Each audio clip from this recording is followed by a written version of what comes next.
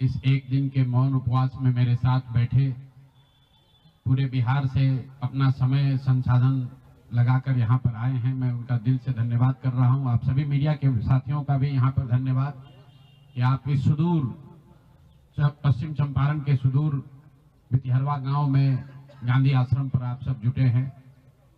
दो तीन बातें।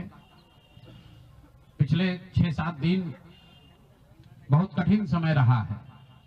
इसलिए नहीं कि जनसुराज चुनाव हार गया, इसलिए कि बिहार में लोकतंत्र के साथ एक बहुत बड़ा अन्याय हुआ है और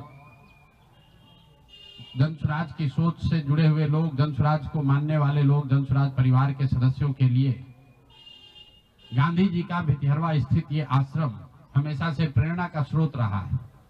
तो जब हम लोगों के लिए ये कठिन समय रहा है तो हम लोग वहां पर वापस आए हैं जहां से इस सोच की, जहां से इस अभियान की शुरुआत करी थी आज से 3.5 साल पहले। यहीं से चंद लोगों ने पैदल चलना हम लोगों ने शुरू किया था। देखते देखते 2-2.5 बरस में जनसुराज लाखों लोगों का परिवार बन गया। लाखों लोग इस सोच से जुड़े और सबसे बढ़ के बिहार में लाखों ऐसे लोग हैं जिनके मन में ये आशा जगी कि बिहार में भी कुछ बदल सकता है, बिहार में भी व्यवस्था बदल सकती है, बिहार में भी बच्चों के लिए पढ़ाई हो सकती है, यहाँ पर भी रोजगार हो सकता है, यहाँ पर से भी पलायन बंद हो सकता है। लोकतंत्र में चुनाव में हार जीत होती रही है, हम लोग चुनाव से जुड़े रहे हैं, ये कोई नई बात नहीं है, नई घटना नहीं है। लेकिन लोकतंत्र की बुनियाद में है वोट। सबको वोट देने का, स्वतंत्र होकर वोट देने का अधिकार होना चाहिए। स्वतंत्र भारत के इतिहास में पहली बार ऐसा हुआ है जब समाज का जो गरीब तबका है उसका वोट खरीद लिया गया। ऐसा कभी नहीं हुआ। मैं बहुत जिम्मेवारी से कह रहा हूं, 75 साल के देश के इतिहास में ऐसा कभी नहीं हुआ कि सरकार ने गरीब तबके के करोड़ों वोट 10-10 हजार रुपए में खरीदा है, 5.5 रुपया दैनिक के हिसाब से। यह साधारण बात नहीं है। आप जब संविधान लिखा जा रहा था तो बाबा साहब अम्बेडकर ने क्या कहा है, जाकर पढ़िए। उन्होंने कहा कि मैं देश, आपकी जानकारी के लिए बता दूं, भारत उन चंद देशों में है जहां आजादी के बाद पहले दिन से यूनिवर्सल वोटिंग का राइट है कि गरीब से गरीब आदमी भी, अनपढ़ हो, पढ़ा लिखा हो, किसी वर्ग का हो, किसी जाति, किसी धर्म का हो, उसको वोट देने का अधिकार है। अमेरिका जैसे देश में यह अधिकार मिलने में 10 को लग गए। इस देश में यह अधिकार रहा है और बाबा साहब ने कहा कि मैं लोगों को हथियार नहीं, उनको वोट का अधिकार दे रहा हूं और वो वोट के अधिकार से ही पूरी व्यवस्था बनती चलती है।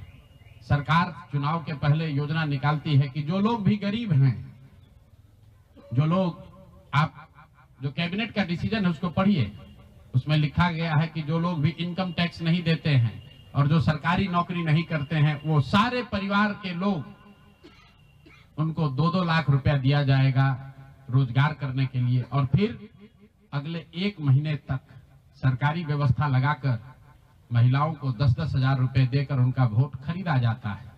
उनके पीछे सरकार की व्यवस्था लगती है, वो पैसा लेकर बदल ना जाए। उनको जीविका के समूहों से जोड़ा गया, उनको जीविका की दीदियों को उनके पीछे लगाया गया कि भाई तुम जाकर इसी पर वोट करना। ये हुआ है तब आपको ये प्रचंड बहुमत दिख रहा है। कल गांधी मैदान में लोग शपथ ले रहे हैं, शुचिता की शपथ ले रहे हो। हम लोग नीतीश कुमार को ईमानदार व्यक्ति मानते हैं। मैं व्यक्तिगत तौर पर उनसे जुड़ा रहा हूं, व्यक्तिगत तौर पर ईमानदार। लेकिन ये ईमानदारी की कौन सी परिभाषा है? सिर्फ कॉन्ट्रैक्टर से और ट्रांसफर पोस्टिंग में पैसा लेना ही बेईमानी नहीं है। संविधान में जो बात लिखी गई है उसकी अवहेलना भी बेईमानी है। और ये सिर्फ बिहार का मसला नहीं है। मैं आपके जरिए पूरे देश के लोगों को ये बताना चाहता हूं, ये बिहार के चुनाव के परिणाम, आप इसको गंभीरता से लीजिए। ये जनसुराज का मामला नहीं है। अगर ये चीज अलाउ कर दी जाए तो देश से लोकतंत्र खत्म हो जाएगा। कोई भी दल जो सत्ता में है वो कभी चुनाव ही नहीं हारेगा।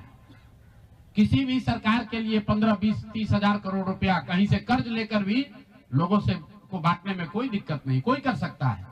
आप देखिए बिहार सरकार के पास पैसा नहीं था, कंटीजेंसी फंड से पैसा डाइवर्ट करके, वर्ल्ड बैंक का पैसा जो दूसरे काम के लिए था उसको डाइवर्ट करके ये वोट खरीदा गया है। और मैं बिल्कुल गंभीरता से दावे के साथ कह रहा हूं, कैमरे पर कह रहा हूं कि सरकार ने ये 10-10 हजार रुपए में वोट खरीदा है। अगर मैं गलत कह रहा हूं तो सरकार हम पर केस कर दे, हमको जेल में डाल दे, पीछे हटने वाले नहीं।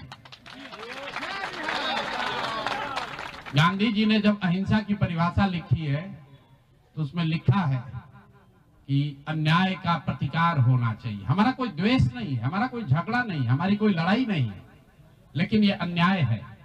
ये अन्याय जन स्वराज के लिए नहीं है, राजनीतिक दलों के साथ नहीं है, कैंडिडेट के साथ नहीं है जो जीते और हारे।